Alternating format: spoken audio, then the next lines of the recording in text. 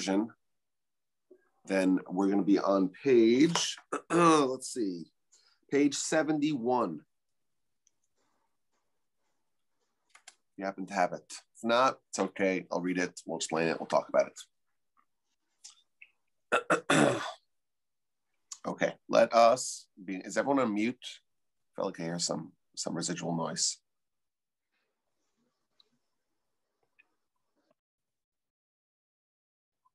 Okay. We are up to chapter 5, Mishnah number 5. Asara nisim na'asu l'avsin b'Mitzrayim. There were 10 miracles that were performed for our ancestors in Egypt. Ve'asara alayam, and 10 on the sea, or at the sea. Eser makos hivakadosh baruch hu al Mitzrayim b'Mitzrayim. The Almighty performed 10 plagues upon the Egyptians in Egypt. Ve'eser al hayam, and 10 plagues at the sea. So we are continuing this theme of 10 that has accompanied us throughout chapter 5. We had, of course, the 10 utterances. We had at the beginning of the chapter the 10 utterances that God used to create the world. We talked about the 10 generations from Adam to Noah, and from Noah to Abraham, and the 10 tests of Abraham. And now we're on to the next set of 10, and that is the 10 miracles that were done for the Jews in Egypt. Whereas the Egyptians suffered 10 plagues in Egypt, the Jewish people experienced 10 miracles in Egypt. And in addition, 7 days after the Exodus, the Egyptians pursue the Jews, surround them, and then one of the most dramatic events in all of human history, the Almighty split the sea for us. Jewish people walked through the sea. The Egyptians make the ill-fated decision to pursue them into the sea. The water crashes down on the Egyptians, and the Jewish people survive. And at that event, at the split of the sea, that we're told in the Mishnah, the Jewish people experienced 10 miracles, and the Egyptians suffered 10 additional plagues. Now, we know what the 10 miracles and the 10 plagues were in Egypt, because, of course, the Torah spends a lot of time delineating the 10 plagues that the Almighty brought about upon the Egyptians, and that kind of softened Pharaoh's resistance on the Jews, and his heart was hardened. And we know the story. It started with the blood, and then the frogs, and then the lice, etc., until eventually it culminated, it climaxed on the night of the Exodus with the death of the firstborn. At the stroke of midnight, the Almighty killed all the Egyptian firstborn. Pharaoh freaks out, and he sends the Jewish people. He runs after them. Leave whatever, take everything, go, otherwise we're all going to die. And the Jewish people leave that day. So we know what the 10 miracles and the 10 plagues were in Egypt. What were the 10 miracles / plagues that happened at the sea? So, of course, the Torah doesn't tell us. It's not spelled out, so to speak, over 2 parashios like what happened in Egypt. So every commentary on the Mishnah has his own list. And I have a theory about this. If you look at the Passover Haggadah, so there's a section in the Haggadah that talks about what happens. So there's a section in the Haggadah that talks about what happened at the splitting of the sea. According to one opinion, there were 10 plagues in Egypt, and then there were 50 plagues at the sea. And then according to the second opinion, there were 40 plagues in Egypt and 200 plagues at the sea. And finally, the third opinion, there were 50 plagues in Egypt and 250 plagues at the sea. And these opinions are offered by Tanoim, by authors of the Mishnah. So it's not a problem if they disagree with the present Mishnah, but it is interesting that the sages of yore, they saw the events in Egypt, and at the split of the sea in much bigger terms than what Scripture spells out for us. And there's even one opinion that says there were 250 plagues that happened at the splitting of the sea.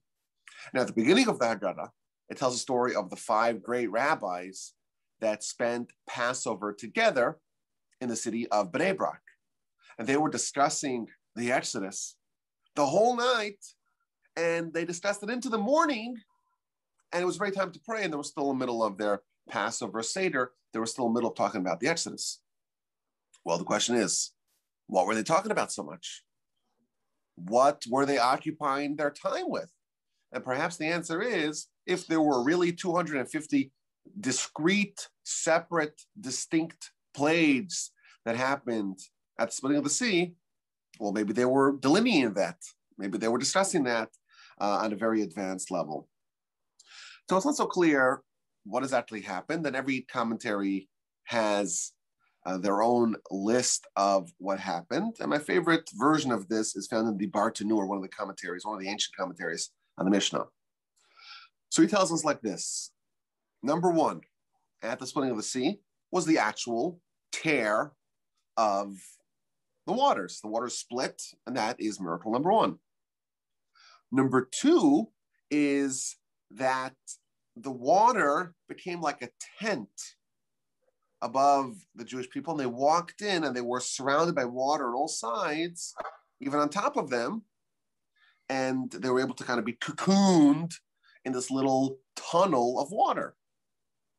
And number three is that the seabed beneath them, it wasn't muddy, it wasn't a quagmire, it was dry.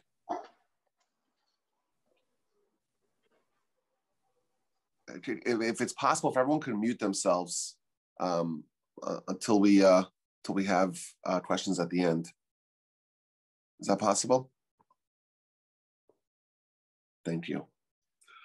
So that's number three, is that even though it wasn't kind of concreted over, it became dry instantly.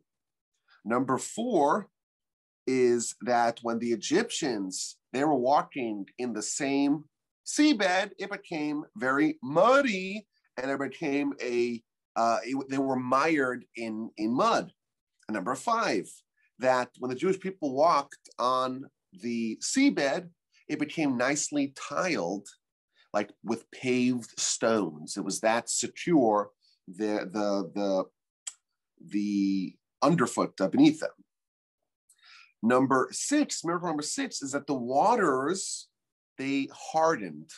They weren't liquid, they became hard. And number seven, that the sea split into 12 walkable paths, and every tribe walked in their own distinct path.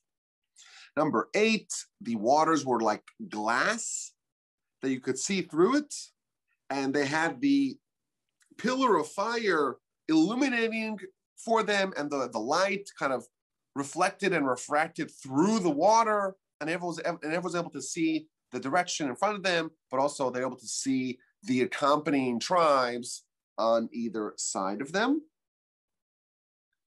And number nine, that the salt water turned into sweet water and they're able to drink from it. And number 10 is after they drank from the water, the walls hardened again. You can imagine this might have been somewhat of a sweaty experience. You know, you're being pursued and you think you're gonna die, you jump into the water and suddenly it splits and you're running for your life, you get all sweaty and you're thirsty. Well, there's tons of water, but the water's all salty. But no worries, another miracle, and the water becomes sweet. This is the list of 10 miracles that's offered by the Bartanura. And this reminds me of my favorite Jewish joke as to why Jewish families have a custom to eat gefilte fish. Have you heard of that, gefilte fish?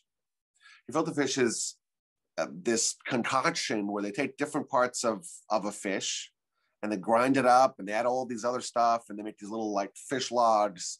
Now, someone who doesn't eat any fish, I never in my life ate any gefilte fish. But very often you go to a Shabbat meal and there's lots of gefilte fish. Well, where does this come from? What is the origin story of the gefilte fish? So the story goes, and this might be apocryphal, I don't know if it's actually true, that the Jewish people are walking through the sea and there's water on all sides and they're dodging the Egyptians, and it's been only a week after the Exodus, and they're on a high. And they get very sweaty, and they're very thirsty, and they really want to drink some water. So this is, you want water, you're surrounded by water all sides, it's not a problem. So they try the water, and it turns out it's very salty because it's seawater. So they run to Moshe and they say, what do we do? What do we do? Moshe says, I don't know, what are we going to do? Everyone's so thirsty, but all the water is bitter. It's all salty.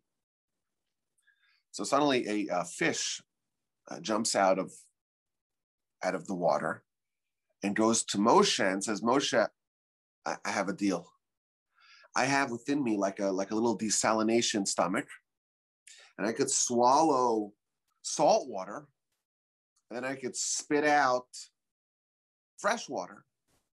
And what I'll do is I'll swallow up all the water, and I'll create this like water fountains, shooting out, spitting out all this sweet water, so everyone can have to drink. Moshe says, oh, that's amazing.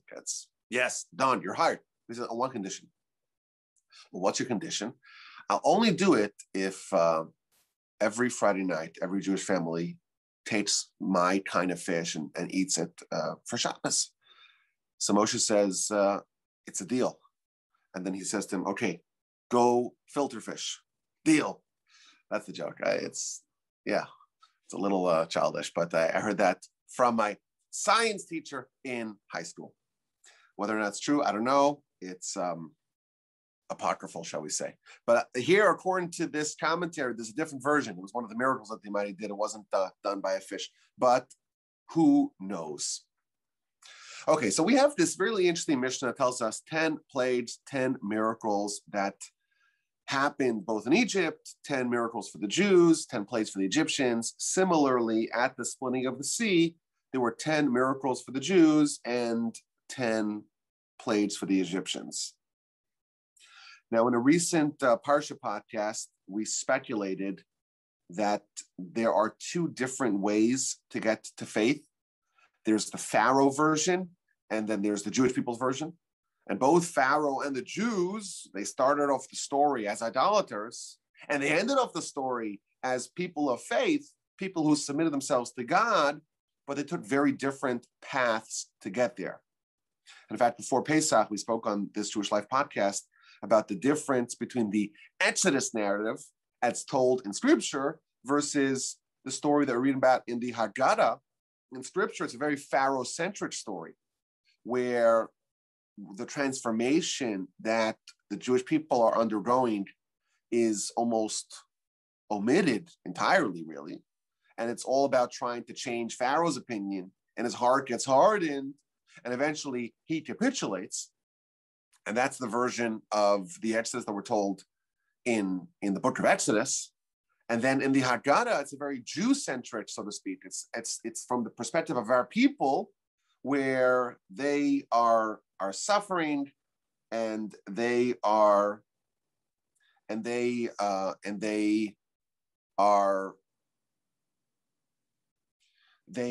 suffering, and they cry out to God, and he listens to their plight.